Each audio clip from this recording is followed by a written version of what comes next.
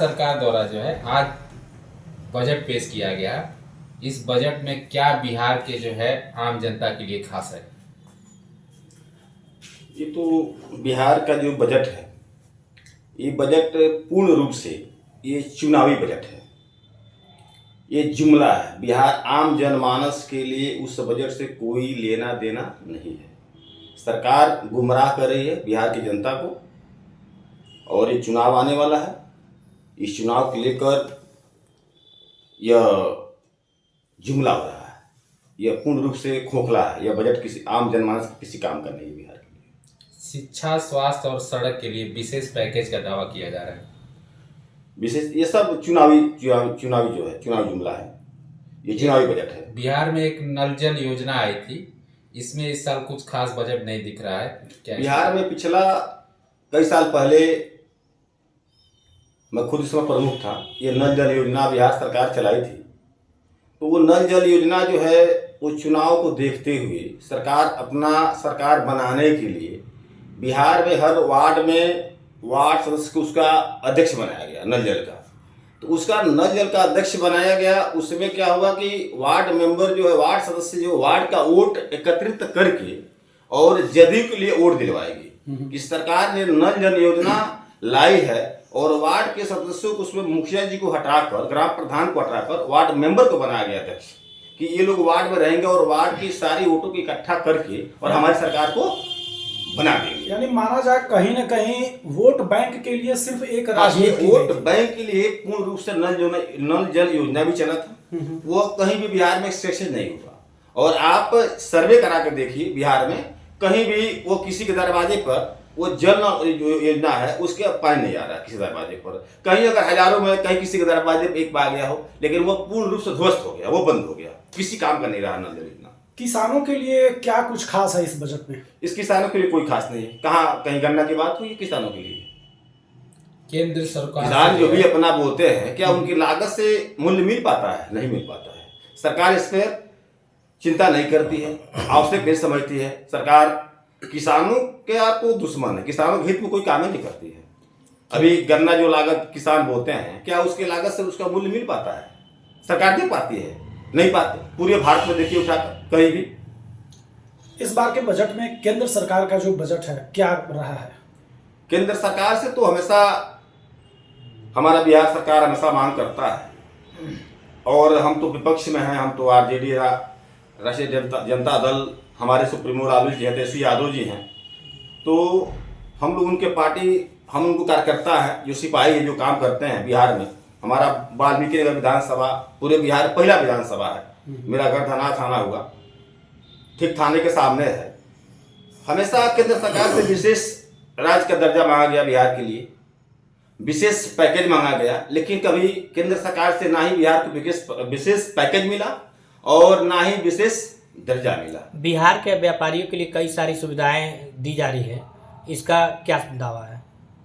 तो व्यापारियों के लिए कौन सुविधा दी जा रही है? तो बताइए, बिहार के अंदर कोई कारखाना बैठा अभी तक? किसी बेरोजगार को रोजगार देने की बात हुई? इसमें नौजवानों के लिए, बेरोजगारी के लिए कोई भी बात नहीं है इसमें, और ना ही कोई बजट है, और ना ही केंद्र सरकार इसमें विचार करती है, ना ही मेरी राज्य सरकार बात करती है। इसमें तो जो एनडीए है, ये तो सरकार डबल इंजन की सरकार चल रही है बिहार के अंदर। और बाहर से आज तक, क्या इतने दिनों के अंदर, क्या बाहर से हमारे यहाँ जैसे उत्तर प्रदेश से, भारत के और भी प्रदेश से हर जगह कारखाने बैठ रहे हैं, तो क्या बिहार के अंदर नहीं बैठ सकता था? एक रेलवे का रेल कारखाना जो बैठा था वहां छपरा के पास, वो लालू जी का देन, जो लालू जी रेल मंत्री थे उस समय लगा था। उसके बाद आज तक कोई कारखाना बैठा बिहार के अंदर? नौजवानों के लिए हमारे बिहार से पलायन हो रहा है। बिहार के नौजवान बिहार के रोजगार की जगह हमारे बेरोजगार भाई जाके बाहर में कमा रहे हैं, जाके गिरवा माटी करते हैं, हमारे बिहार में जाकर दूसरे प्रदेशों में कमाते हैं। तो क्या वो बेरोजगार, वो क्या हमारे नौजवान साथी जो पढ़ लिख कर घूम रहे, रोड पर घूम रहे, जो बाहर जाए कमा रहे, गिलवा माटी कर रहे हैं, कि दूसरे का नौकरी करना, क्या अपने बिहार के अंदर नहीं कमा सकते हैं? यानी माना जाए कहीं न कहीं बिहार राज्य में बाहरी इन्वेस्टर नहीं आ रहा है, जिसकी वजह से वहाँ के युवाओं को बाहर जाके कमाना पड़ रहा है। प्रयास सरकार तो प्रयत्न भी कर रही है ना। सरकार यहाँ के बेरोजगारों को रोजगार देने की बात सोचती ही नहीं है ना, नौजवानों के हित में सोचेगी तब ना। कोई बाहर से कारखाना बैठाने आएगा, यहाँ बैठेगा बिहार के अंदर। जब कारखाने बैठेंगे तो बेरोजगारों को रोजगार मिलेगा। नौजवान साथी हमारे पढ़ लिखा भी देखिए, हमारे 17 महीने के सरकार में तेजस्वी जी और नीतीश जी, जो 17 महीने का सरकार जो बना, 17 महीना में हमारी पार्टी तेजस्वी यादव जी, राष्ट्रीय जनता दल जो हमारी पार्टी कहती है, तेजस्वी यादव जी, लालू जी जो कहते हैं वो करते हैं। तेजस्वी जी जो कहे वो किए। 5 लाख नौकरियां देने का काम किए, जिसमें इस भारत के किसी भी कोने का कोई भी नौजवान साथी जो पढ़ा लिखा हो, वो महिला हो या जेंट्स हो, हमारे सिस्टर हो, जो माताएं बहनें हो, नौजवान साथी हो, उसको रोजगार मिला। 5 लाख नौकरियां मेरी सरकार दी। राष्ट्रीय जनता दल की देन है, यह तेजस्वी यादव जी का देन है। और 17 महीने में जो कहा सरकार हमारा वो किया तेजस्वी जी ने। अभी की सरकार में जो है भ्रष्टाचार को आप किस नजरिए से देखते हैं? वर्तमान सरकार में भ्रष्टाचार तो चरम सीमा पे है। ये तो पूरे भारत के अंदर है भ्रष्टाचार। ये कोई बंद नहीं कर सकता है, ये किसी का मान का नहीं है, ना प्रयास हो रहा है। जब सरकार के अंदर ही भ्रष्टाचारी जब रहेंगे और सरकार खुद जब बढ़ावा देगी तो भ्रष्टाचार कहाँ से बंद होगा? अपराध को रोकने के लिए बिहार सरकार ने शराब बंद कर दी है, फिर भी वहाँ अपराध कम नहीं हो तो रहा है। अपराध कहाँ से कम होगा? दारू बंद हो गया तो ये नहीं कहते हैं कि पूर्ण रूप से बहुत ही फायदा है, उसे घाटा है। लेकिन दारू बंद होने से बिहार में होम डिलीवरी चला है। आप फोन पे पे डालिए, पैसा डालिए, आपके पास पहुंच जाएगा। बिहार के आप किसी कोने में रहेंगे, हमको लगता है कि उत्तर प्रदेश से सटे हुए हैं, जिस प्रदेश से हर बिहार और यूपी सटा हुआ है, यहां से ज्यादा दारू तो बिहार में बिक रहा है। होम डिलीवरी है, पैसा दीजिए, फोन पे भेजिए, फोन कीजिए, आप जहां चाहेंगे वहां दारू को मिल जाएगा। वहां आम जनता का नुकसान है। 50 का दारू 100 बिक रहा है, 100 का दारू 200 बिक रहा है। यानी कहीं ना कहीं देखा जाए तो इस सरकार में भ्रष्टाचार पहले के हिसाब से इस समय इस सरकार में भ्रष्टाचार बढ़ा हुआ है। हाँ, बढ़ा हुआ है। जब सरकार भ्रष्टाचारी है, अभी आप देखिए कितना बड़ा ईमानदार रहेंगे आप। अभी आप एनडीए सरकार में आप मिल जाइए तो आप ईमानदार हो जाएंगे। आप बहुत बड़े ईमानदार हैं, उस सरकार से आप बाहर रहेंगे, उसकी बात नहीं मानेंगे तो आपको चोर बना दिया जाएगा।